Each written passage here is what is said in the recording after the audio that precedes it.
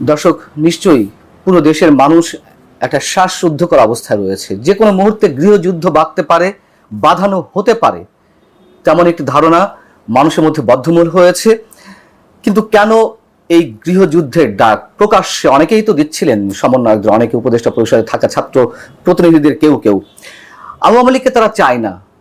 আচ্ছা, কেন চায় না? মূল বিষয়টি আসলে কি? মূল বিষয়টি কি জানেন? বিষয়টি হচ্ছে, যদি নির্বাচনে আওয়ামী লীগ অংশ নেয়, সেক্ষেত্রে নিঃসন্দেহে 5 আগস্টের পরপরই আওয়ামী লীগের জনপ্রিয়তা যে তলানিতে গিয়ে পৌঁছেছিল, সেই আওয়ামী লীগ আরো বেশি জনপ্রিয় হয়ে উঠেছে এই ছাত্র সমন্বয়কদের বিভিন্ন অপকর্মের কারণে।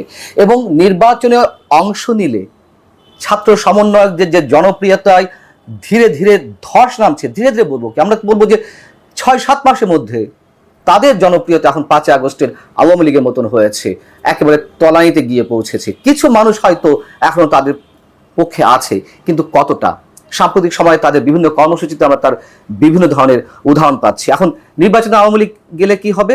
নির্বাচনে গেলে এটাই হবে যে বিএনপি হয়তো তার জনপ্রিয়তার জায়গা থেকে সরকার গঠন করতেই পারে, দ্বিতীয় পর্যায়ে হয়তো আওয়ামী লীগ আসবে, তৃতীয় চতুর্থ পর্যায়ে জামাত কিংবা এই ছাত্র সমন্বয়কদের যে দল এনসিপি, জাতীয় নাগরিক পার্টি, হয়তো সেখানে যেতে পারে। অনেকে বলেন যে জাতীয় নাগরিক পার্টি নির্বাচনে অংশ নিলে এর 2 জন প্রার্থীও সিট জয়লাভ করতে পারবে না, নির্বাচনে 2টো সিটও তারা অর্জন করতে পারবে না।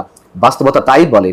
আর এই কারণেই আওয়ামী লীগকে যে কোনোভাবে, যে কোনো মূল্যে নির্বাচনে বাইরে রাখতে তারা জিহাদ ঘোষণা করেছে, গৃহযুদ্ধের ডাক দিচ্ছে। আচ্ছা, ধরে নিলাম যে যুক্তরাষ্ট্র আওয়ামী লীগের পক্ষ নিচ্ছে না, ভারত আওয়ামী লীগের পক্ষ নিচ্ছে না, তুলসী গ্যাবার্ড আওয়ামী লীগকে বাঁচানোর জন্য কোনো প্রকার চেষ্টা করছে না, তারপরেও কি আওয়ামী লীগকে নিষিদ্ধ করা সম্ভব? কোনোভাবেই সম্ভব। আমরা যদি আওয়ামী লীগের রাজনীতির কথায় ধরি, আওয়ামী লীগের 15.5 বছর 16 বছর তো আমরা দেখেছি কিভাবে বিএনপি জামাতের রাজনীতিকে একেবারে অবদমিত করে রাখার চেষ্টা করছিল। এমনকি বিএনপির রাজনীতি বন্ধ করতে বা বিএনপিকে নিষিদ্ধ করতেও আওয়ামী লীগের এক ধরনের অপচেষ্টা আমরা শেষ পর্যায়ে দেখেছি। নির্বাচন কমিশনের যুবলীগের পক্ষ থেকে বিএনপির নিবন্ধন বাতিলের জন্য তারা আবেদন জানালো, তারা সাক্ষাৎ করলো নির্বাচন কমিশনারদের সঙ্গে। কাজ কি কিছু হয়েছে? 15.5 বছর 16 বছর যেভাবে স্টিম রোলার উপর দিয়ে বিএনপি চলেছে, সেই বিএনপি তো এখন দেশের সবচেয়ে জনপ্রিয় দল। আমি বলতে চাচ্ছি এটি, বিএনপি আওয়ামী লীগের শেকড় সমাজের, রাষ্ট্রের, দেশের শেকড়ে এমনভাবে গ্রথিত যে নিষিদ্ধ করলেও এই দলগুলোকে নিষিদ্ধ করা সম্ভব না, মানুষের মাঝ থেকে মুছে ফেলা সম্ভব না। কিন্তু সেই চেষ্টাটি এনসিপি, জাতীয় নাগরিক পার্টি বা ছাত্র সমন্বয়করা, কথিত ছাত্র সমন্বয়করা দাবি তুলছেন। তারাও ভালো করে জানেন যে এটি সম্ভব না, কিন্তু ওই যে ক্ষমতার লোভের বশবর্তী হয়ে তারা যা ইচ্ছে তাই করছে। তাদের আস্থার জায়গাটি কোথায় দেখুন। তারা যেমন 7 জানুয়ারি নির্বাচনের আগে বা বিএনপি, জামাত সবাই যুক্তরাষ্ট্রের দিকে তাকিয়েছিল, পিটার হাসের দিকে তাকিয়েছিল, যে পিটার হাস কি বলে, প্রতি মুহূর্তে তার মুখের দিকে তাকিয়ে থাকতো তারা, যে যুক্তরাষ্ট্র কি করতে যাচ্ছে। এমনকি 5 আগস্টের আগে শেখ হাসিনা বিরোধী আন্দোলনে এই সাবেক ছাত্র সমন্বয়করা যে যুক্তরাষ্ট্রের সঙ্গে যোগাযোগ করেছে, তা তো আসিফ মাহমুদের কথাতেই স্পষ্ট হয়ে উঠেছে যে তারা নিয়মিত ইউএস এম্বাসির সঙ্গে যোগাযোগ রাখতো। তো এখন আমি যেমন কথা ধরে নিলাম যে যুক্তরাষ্ট্র যদি আওয়ামী লীগের জন্য কিছু না করার চেষ্টাও করে, ভারত যদি না করে, তাও কি আওয়ামী লীগের রাজনীতি নিষিদ্ধ করা সম্ভব?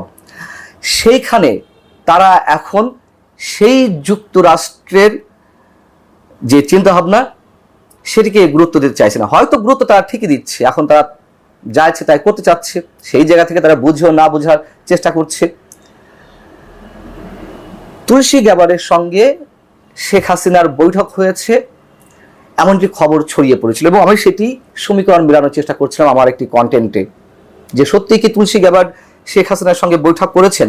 এবং সেই কন্টেন্টের আমি কিন্তু বলিনি তুলসী গ্যাবার্ড শেখ হাসিনার সঙ্গে ডেফিনেটলি বৈঠক করেছেন। আমি প্রশ্ন তুলতে চেয়েছিলাম যেগুলো ছড়িয়েছে বা ছড়াচ্ছে সেটির সম্ভাবনা কতটা। এবং আমি বলেছিলাম যে 2 ঘন্টার জন্য তুলসী গ্যাবার্ড উধাও ছিলেন, সেই 2 ঘন্টা আসলে তিনি কোথায় ছিলেন, কি করছিলেন, নানান ধরনের সমীকরণ দিয়ে বোঝানোর চেষ্টা করছিলাম। যাই হোক, সেই কন্টেন্টে যারা মন্তব্য করেছেন, অন্তত এই ছাত্র সমন্বয়কদের পক্ষে, তারা বলছে এটি অলীক কল্পনা, এটি রিউমার ছড়ানো হচ্ছে, এটা কোনোভাবেই হতে পারে না, তুলসী গ্যাবার্ড শেখ হাসিনার সঙ্গে দেখা করেছেন। তার মানে কি?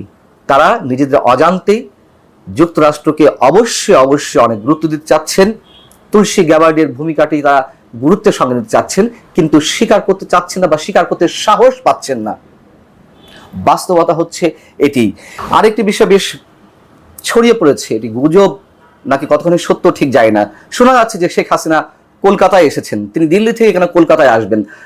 এর পক্ষে যুক্তি কি থাকতে পারে? অনেকে বলবেন যে বাংলাদেশের সীমান্তের কাছাকাছি চলে আসছেন, তিনি যে কোনো সময় বাংলাদেশে ঢুকে পড়তে পারবেন। বাংলাদেশে ঢোকার জন্য তো দিল্লি থেকে সরাসরি ফ্লাইট রয়েছে, হেলিকপ্টার রয়েছে।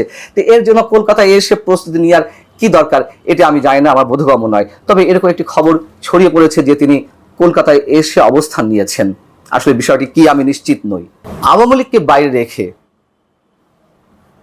জাতীয় নাগরিক পার্টি কিংবা সরকারের দুই উপদেষ্টা আসিফ মাহমুদ, মাহফুজ আলম কিংবা অন্যান্য সমন্বয়করা যেই দাবি তুলেছেন, তারা কি এটুকু বুঝতে পারছেন যে তাদের প্রতি সমর্থন কতটা আছে আগের মতন? নিশ্চয়ই তারা এটুকু অনুধাবন করতে পারছেন। আর এই কারণেই তারা এর মধ্যে অনেক ধরনের কর্মসূচির ডাক দিলেও তারা সেটি সফল করতে পারেননি অথবা সাহস করেননি। যুদ্ধ অপরাধ প্রসঙ্গে নাহিদ ইসলামের যে বক্তব্য, যদি সেটিকে সামনে এনে প্রশ্ন করি, আওয়ামী লীগের বিরুদ্ধে গণহত্যার অভিযোগ, আওয়ামী লীগ গুম করেছে, খুন করেছে, আমরা নিজেরও চাই যারা এর সঙ্গে জড়িত তাদের প্রত্যেকের বিচার হোক, কিন্তু দল হিসেবে নয়। আওয়ামী লীগকে নিশ্চিহ্ন করে দিতে হবে। নিশ্চয় কোনো সুস্থ মস্তিষ্ক সম্পন্ন মানুষ, রাজনীতি সচেতন মানুষ এটিকে সাপোর্ট করতে পারে না। কিন্তু যে প্রসঙ্গে আমি একটু বলতে চাচ্ছি যে যুদ্ধ অপরাধ ইস্যুতে, তো আওয়ামী লীগ যদি গণহত্যার সঙ্গে জড়িত থেকেই থাকে, তার বিচার যদি এই ছাত্র সমন্বয়করা চেয়ে থাকেন, তাহলে ৭১ ইস্যুতে তারা কেন কোনো কথা বলছেন না? এবং এই প্রশ্নটি শুক্রবার তাদের একটি সংবাদ সম্মেলনে করা হয়েছিল এক সাংবাদিক পক্ষ থেকে, যে যুদ্ধ অপরাধ ইস্যুতে তারা কিছু বলছে না কেন। তারা কি বললেন? জাতীয় নাগরিক কমিটির যিনি আহ্বায়ক নাহিদ ইসলাম, তিনি বলছেন যে এটা আমাদের পূর্বপুরুষদের ব্যর্থতা।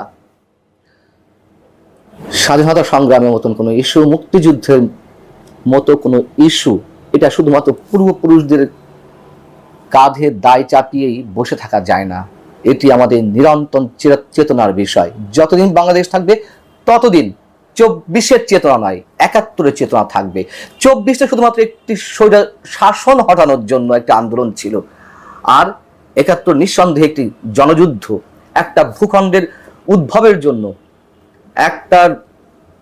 একটা নির্যাতনকারী রাষ্ট্রের মধ্য থেকে আলাদা একটা রাষ্ট্রের অভ্যুদয়ের জন্য, মানুষের স্বাধীনতার জন্য, মুক্তির জন্য নিরন্তর একটি সংগ্রাম ছিল। ৩০ লাখ শহীদের বিনিময়ে সেই স্বাধীনতা অর্জিত হয়েছে। সেটির সঙ্গে ২৪-এর চেতনা মিলাবেন, ৭১-কে ছোট করবেন বা ৭১-এর জায়গায় ২৪-কে রিপ্লেস করার চেষ্টা করবেন, এত ঠুনকো চিন্তা ভাবনা থেকে আর যাই করা যাক, বাংলাদেশে রাজনীতি করা সম্ভব না, গণমানুষের আস্থা অর্জন করা সম্ভব না। আমি সবসময় একটা কথা বলি, আমরা যে ধর্মেরই মানুষ হই না কেন, আমরা যে মতের অনুসারী হই না কেন, এখনো পর্যন্ত বাংলাদেশের ৯০ থেকে ৯৫% মানুষ বা ৮৫% মানুষ এখনো মুক্তিযুদ্ধের চেতনা লালন করেন।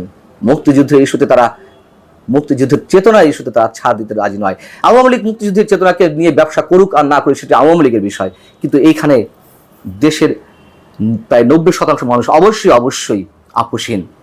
এবং সেই জায়গা থেকে বলছি, যখন নাহিদ ইসলামের মতন সোকল তরুণ রাজনীতিবিদরা তারা বলেন যে এটা পূর্বপুরুষের দায়, আমরা আমাদেরটা দেখব, এটি হচ্ছে উদুর পিণ্ডে বুদুর ঘরে চাপানোর মতন একটি অপচেষ্টা। অতএব তারা নিজেরাই জানে না যে তাদের আদর্শ কি, তারা কোন আদর্শের উপর ভিত্তি করে রাজনীতি করতে চায়, বাংলাদেশের মানুষের কাছে নতুন রাজনৈতিক বন্দোবস্তের কথা পৌঁছে যেতে চায়। আর নতুন রাজনৈতিক বন্দোবস্ত তারা কি করছে, সে তো এরই মধ্যে প্রমাণিত হয়েছে। আওয়ামী লীগ ১৬ বছরে ১৫.৫ বছর যারা না করতে পেরেছে, এখন তো অনেকে বলেন যে ৭ মাসে ৭.৫ মাসে তা ছাড়িয়ে গেছে বর্তমান সরকার বা সমন্বয়কদের বিভিন্ন অপকর্ম। আল্লাহ হাফিজ, ভালো থাকুন।